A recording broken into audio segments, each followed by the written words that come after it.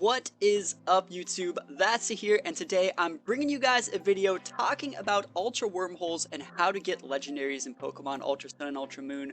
I've had a ton of people ask me through my stream, through YouTube, how do you get the legendaries? How do you know what you're gonna get? I don't know what I'm doing, and I figured I would just make a little video talking about it. If this isn't your cup of tea, Battles will be back tomorrow, but we're gonna talk about the Ultra Wormholes. I'm gonna be leaving a link to this page in the description so you guys can check out all this info for yourselves, and then we're probably gonna hop into the game and actually go catch some and show you guys how to actually go to the correct wormholes. So this is all information from Serebii. You guys can see Ultra Wormholes are how you get the legendary Pokemon. You gotta fly through the little mini game on your Lunala and Solagio. I think those are probably how you pronounce those things. You can change the directional way that you go. Normally it's through motion controls, and the motion control sucks, but there's a guy you can go and talk to. You can change it to your circle pad. It's a lot easier to control the Lion Legendary than Lunala, but you know what, that's just personal preference, I guess. But the thing we need to look at here is the distance and what the wormholes actually look like. So when you're flying through the Ultra Wormhole, you will see different warp holes in color. As you progress further, you will start seeing different borders around them. That means they have a higher chance of giving you rare Pokemon, especially a legendary Pokemon. However, this is not a guarantee and just increases the chance. When you land in the warp hole, you will get told how far you traveled. Now, you can see in the little description here, it says this guy traveled 5,730 away. That's actually pretty far. That's about as far as I've gone. And it says the warp hole's pattern is determined solely by random chance for the distance you've traveled. So you need to make sure you stock up on energy, the little circular balls, and avoid the electrical obstacle. So, this is what we're going to be looking at here. Alright, so we got the Type 1 balls, or they're not the balls, but we got the Type 1 portals are going to be just the regular portals. They don't have any rings around them, they just look completely regular. Nothing special about these are going to be a dime a dozen. You're not going to want to go into these because these don't have anything. The second ones are going to be, they're going to have one ring around them. And you can go in these if you want, but they probably also don't have anything. This is the level where I think things are acceptable to start going into. The 2 rings, these have a higher chance of having legendary and shinies, and you know, those are almost acceptable. Sometimes you're going to get pulled into a portal whether you like it or not, and you know, these ones are okay. But the ones we're really looking for are these up here. You see how they have the double ring and like a flower pattern over them. So those are going to be the ones you want to shoot for. You would always want to go into one of these no matter how often you see it. And as we can see, these don't appear very often. Oh, actually, not scrolled up correctly. Hold on. What is it? Those don't appear very often. 1%, 2%, you know, the chances of those appearing just are not very high at all. And another thing you can do in these Ultra Wormholes is get shiny Pokemon. So it says another thing that changes as you progress further in light years is the chance of encountering a shiny Pokemon. The further you go, the higher the chance is that the Pokemon you will get is a shiny Pokemon. However, there is a twist to this. The shiny, does the shininess of a Pokemon be like a half shiny Pokemon? The shininess of a Pokemon is determined when you land on an Ultra space, like when you go through the wormhole. As such, you will have the ability to soft reset the shiny Pokemon to get a better nature or IVs as you so desire.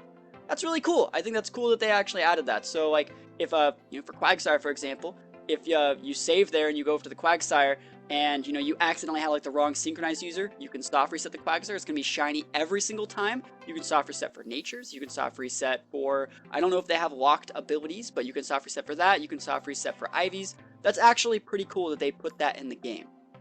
And says for legendary Pokemon, however, this is not the case. Rather than be shiny when you land, you can instead just soft reset them to be shiny like you would any other Pokemon in any part of the game.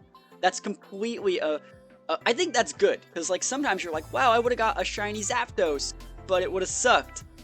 In my opinion, I would have rather just had a Zapdos that didn't suck. So the fact that I have the option to soft reset for a shiny if I want, or, you know, it's good that they gave me that option on the legendaries. I really, really like that.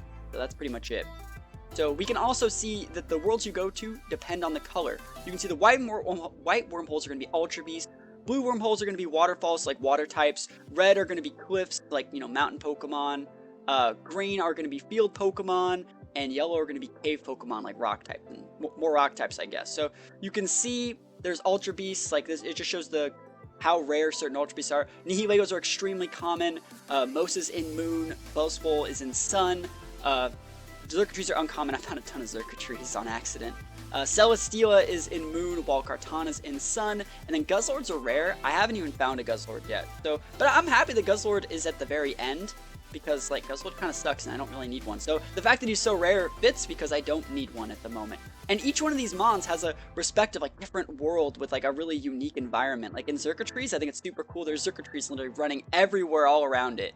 And there's a little like opening like cinematic when you get into the world and when you first encounter the Pokemon. So that's actually really cool. And it also says how to get each legendary. In the blue wormhole, you can see you can get stuff like Quagsire, Wombre, Floatzel, Stunkfist, Barbicle. Those are easy. All these can come shiny, remember. But this also shows the legendaries and what respective game they're each in. And it also shows like if you want to get Suicune, you gotta have Entei and Raikou, and then you can get Suicune out of a blue wormhole. Once you have like, you know, the flower wormhole, and it's actually extremely luck based and extremely complicated, but that is how you get them. I'm, like I said, leaving a link to this. You guys can check it all out for yourself. And another note, it said like, you know, the further you go in light years, the higher chance you have of finding a shiny. I found that it's not really even worth the check, because you're going to be doing this so often. It's not even worth the check to see if the Pokemon you accidentally get trapped into a wormhole in is worth if it's shiny, unless it's over 3,000 miles. That's what I've seen. I haven't found a Pokemon at less than 3,000 miles.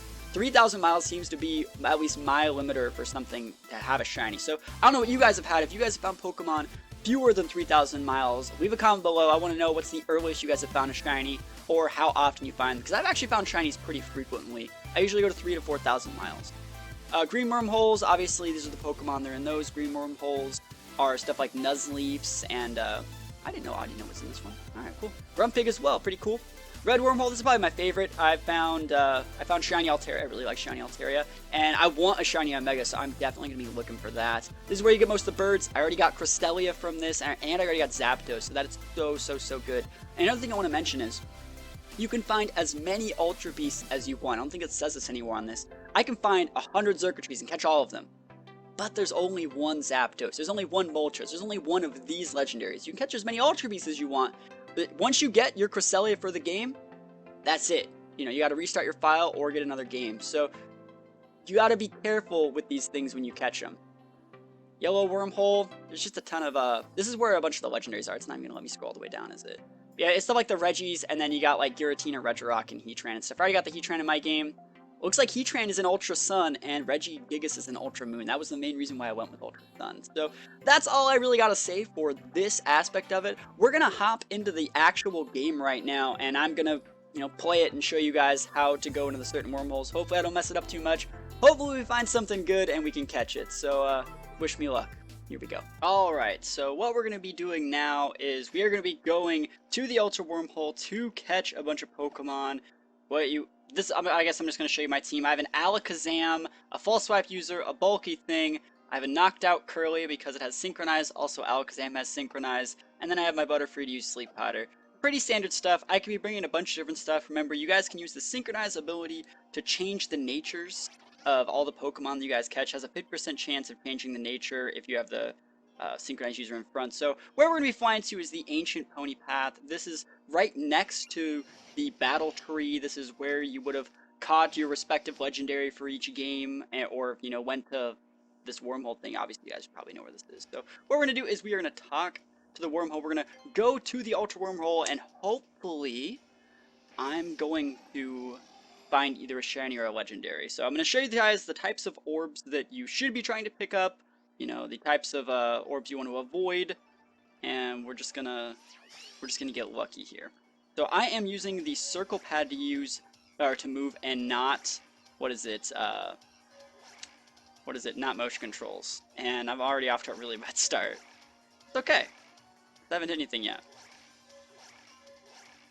Yeah, so you don't want to go into these first few. It's probably a pretty bad idea. Like I said, I don't want to start going into these little holes until it's at least after 3,000 miles. That's usually like my personal goal for stuff I want to get into. You can see that they're starting to have one ring now. One ring's pretty good. You want to at least get two, I think. And we're about to hit a turn. You can usually tell by the way the music works when you're going to hit a turn. Turns are kind of weird. There's our first turn. Because you see, it's not really in 3D. It's still a little bit wonky. And you see, when you take a turn, the holes block each other, and so like you can't see what's behind the hole, so like you can get sucked into another hole if you're on a good run, or you can get oh man, this is hard to do while talking. You can hit something, or you know, not get the speed boost or what you want. Not being able to see where you're going is just not all that great. And that right there was a perfect example. And obviously, you guys, you start to slow down. There's the first double ring. Don't want it though. You start to slow down if you don't get enough speed rings, and I'm starting to slow down. I haven't hit anything yet though. I say that, and I hit something. That's alright. And you see how I've completely like stopped galloping. I'm kind of just chilling, and at this point, I'm at the mercy of whatever holes the game wants to give me. I'm going to try not to get sucked in this one. Oh no, it's going to suck me into that stupid one. I've already been sucked into it. There's nothing I can even do. So I got sucked into a stupid hole. It's probably over 3,000 miles, though. So let's see how far it is. So 3,360, so this does meet my requirements. Let's see, we're going to save first, just in case it is a shiny. And remember, you guys can soft reset for like regular Pokemon. You can soft reset for legendaries to get for legendaries to be shiny, but if this one's a shiny, it's going to be a shiny every time, so I can soft reset for nature and stuff like that. So we're going to see what it is. What are we finding? We are going to find Grumpig on our first try, and it's not shiny, because remember, we didn't really get a really good hole. We got pretty much sucked in this one, because the slower you are, the more gravitational pull all of these holes have. So we're just going to run. But remember, what we're trying to get is the flower pattern holes, and we didn't even see one. We saw like 1 or 2 double ring holes, and that was it. You don't really start seeing them till the late 3000s, or even into the 4 or 5000s is where you start really starting to see the flower patterns, and we're trying to get a flower pattern. So we're going to try this again, and you know, this is a perfect example. You're going to have to do this a million times to get whatever legends you want, because it's so random. You know, there are holes that can give you like certain types of legendaries, but there's no Azelf hole that gives you Azelf every time. There's no Tracheon hole that gives you Tracheon. There's no Heatran hole. There's the hole that could potentially send you to the zone that Heatran's in, but you have to wait until you see like a flower pattern of that type, and that's just the part that sucks. And I am, speaking of sucking, not getting any of these things. That's what I get for talking, right? It's alright. Another thing I want to talk about is when you're moving, let's say I go to the left, if I just let go of the C-stick, it goes to the middle. So you guys want to use that as much as possible, because believe it or not, your thumbs will get tired out doing all this. I'm going to hit that. Yeah, oh well, I thought I could get away with it. I said I was going to hit it. Anyways, yeah, so like I said, you want to go back to the middle as often as possible by letting go. It lets you be able to do this for longer, and you guys think I'm kidding, but when you start having to do this for like a really long time, like hours, you're going to want anything. Oh my gosh, I got sucked into that. That's what I get for talking. That's what I get for talking. So what we're going to do here is we're not even going to check it, because it's only like it's less than 2k. See if we can get a better start. So yeah, but you're going to want to do every one of the tricks at your disposal to make it so you can do this for longer. And you guys might have stronger thumbs than I do. I actually don't have weak thumbs, but I just don't want to do this mini game for hours. So come on, show me the money shot this time. Let's go far. We're warmed up. We're ready to go. We got the cool jams on from this theme. I think the theme is actually pretty good. Like the music score for this, pretty good. Alright, we're ready to go. Ah, this sucks. This is a sucky lead. Because like normally you want the, oh, there we go. That's what we want. Bam, bam. There we go. That's the good stuff. Watch, we're going to mess this up and get sucked into a hole like we did last time. Oh man. Oh, it's so scary. Oh man, I went way out of my way for that hole.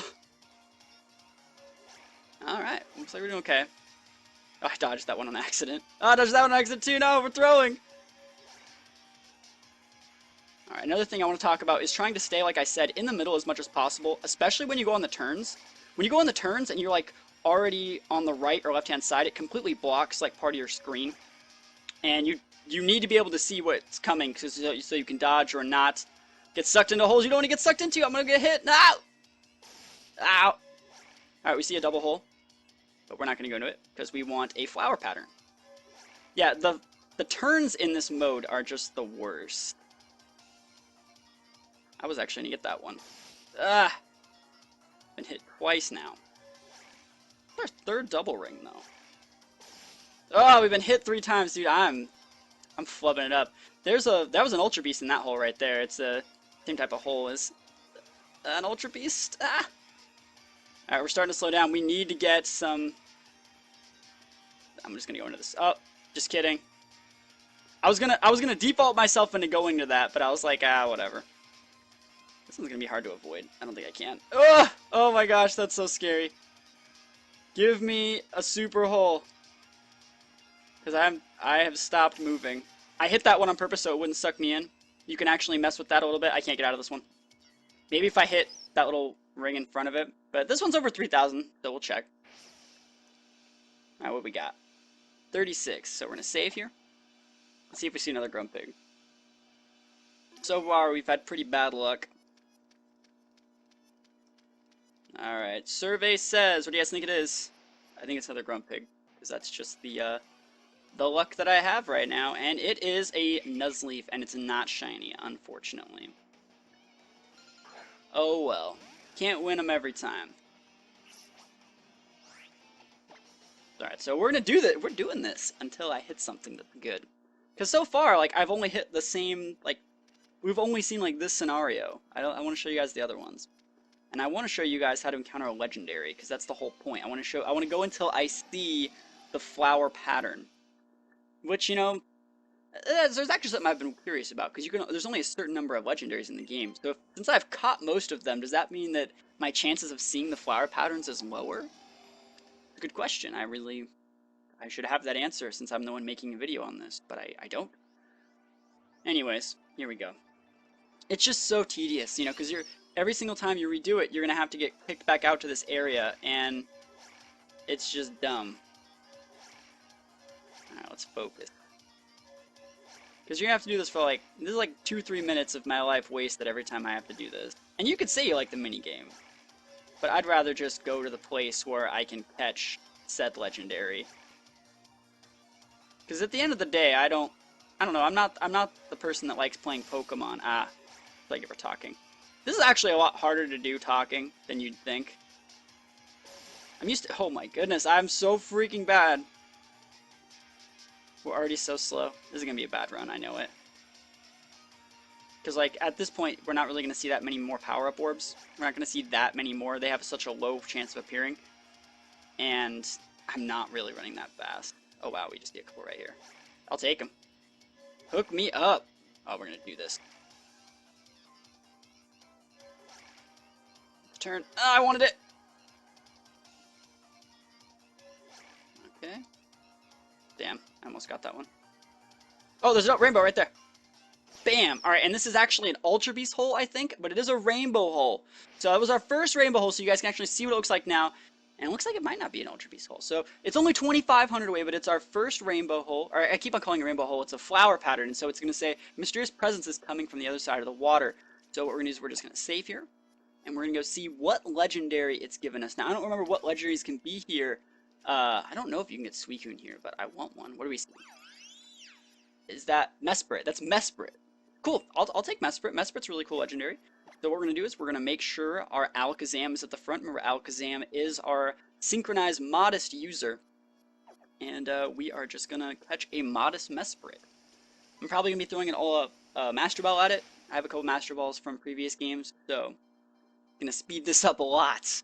So Mesprit being one of the legendaries from Generation 4, or the legendary Spirits of the Lake or something like that. This one was the balanced one. Like, Uxie was really bulky, Azelf was a sweeper. This one is like the mix in between the two. It learns a lot of really good PMs, learns like Bolt Beam and stuff like that.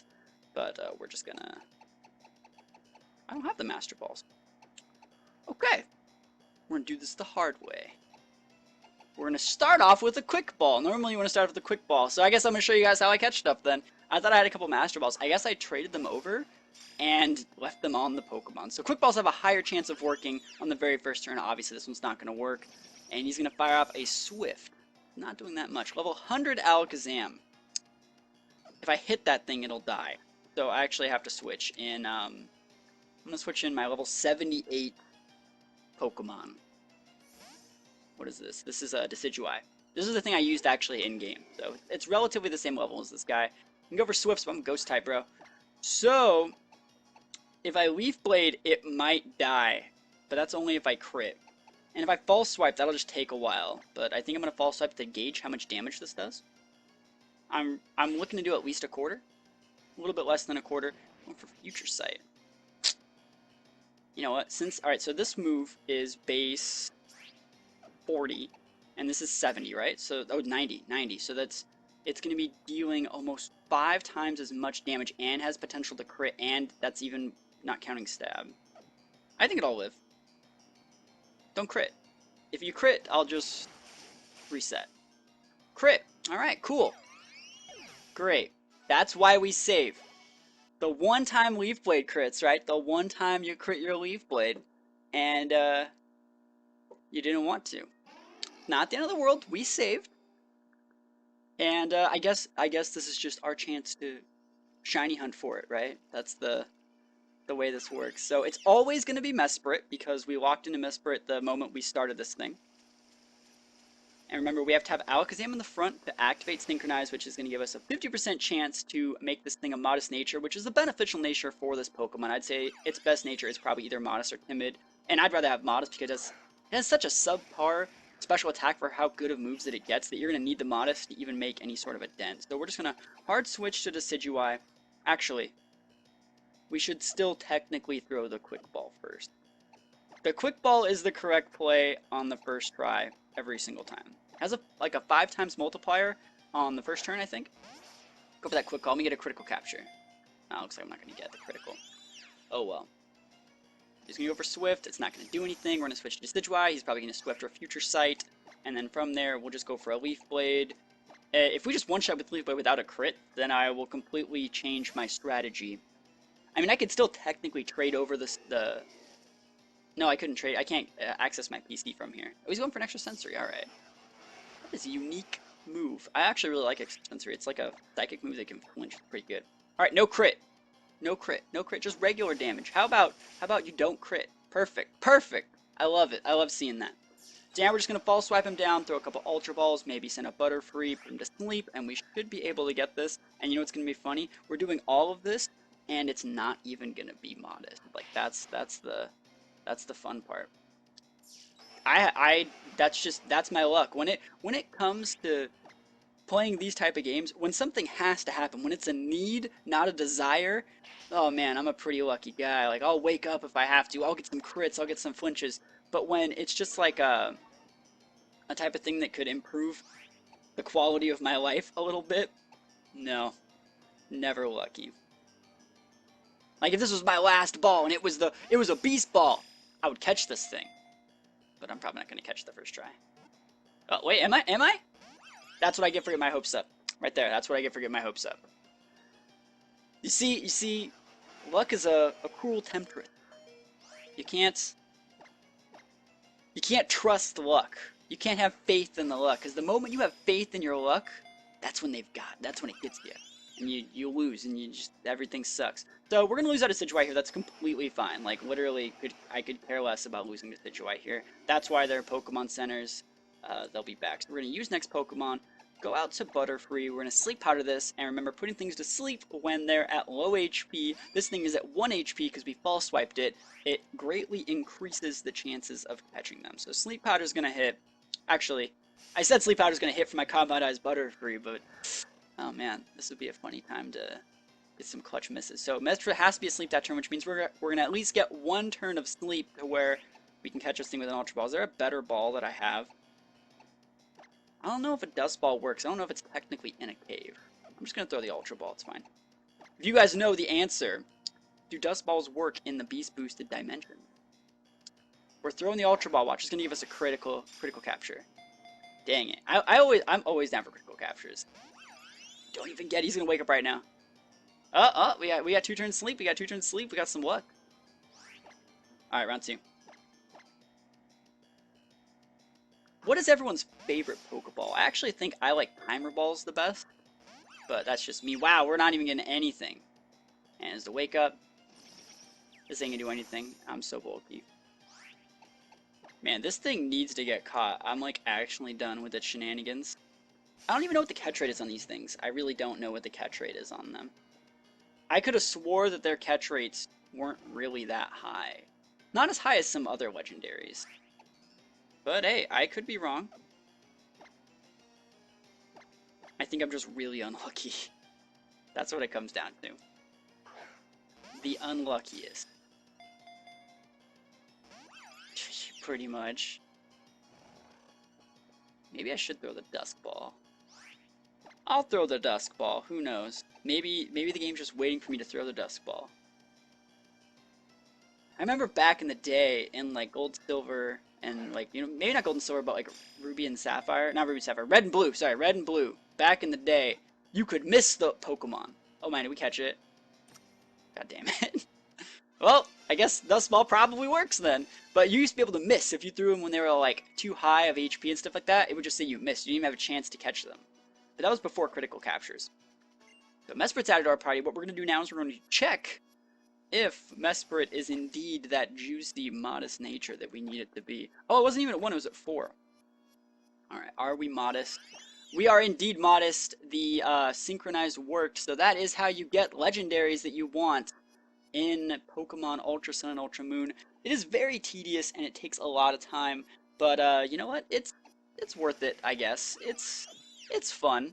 It's a fun little mini game. It's probably great for people that do like streaming, shiny hunting and stuff like that, because it's definitely like a mini game and can be, you know, something funner to watch for chat than some guy just going back and forth for 30,000 terms. But that's all I have to say about this topic. As always, guys, if you like the video, please leave a comment, like, subscribe, and all that stuff. If you guys have any questions about any of the things I may have talked about that I might not have done a good enough job of answering or talking about, please leave a comment below and let me know if you guys have any questions. I'll do my best to answer them. I don't know everything, but I just got a bunch of questions about how to get specific legendaries, so that's why I wanted to make this video. So thank you guys for watching this video. As always, I really appreciate you guys taking the time to watch my content, and I will see you guys next time. Peace out.